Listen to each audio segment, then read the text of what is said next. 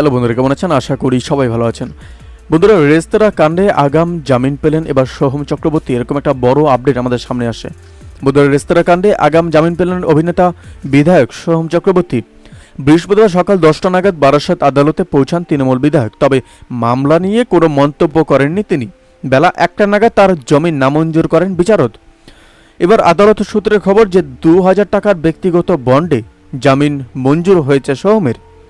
লোকসভা নির্বাচনের ফলাফল ঘোষণার পরেই কিন্তু সোহমের বিরুদ্ধে নিউটাউনের এক রেস্তোরাঁ মালিককে মারধরের অভিযোগ ওঠে। আর এই ঘটনাকে ঘিরে তোলপাড় হয়ে ওঠে রাজ্য রাজনীতিতে। থানাতেও অভিযোগ জানান রেস্তোরাঁ মালিক, কিন্তু তারপরেও সোহমের বিরুদ্ধে কোনো পদক্ষেপ নেওয়া হয়নি ওই থানা থেকে, এবং এরকমই জানিয়েছে ওই অভিযোগে।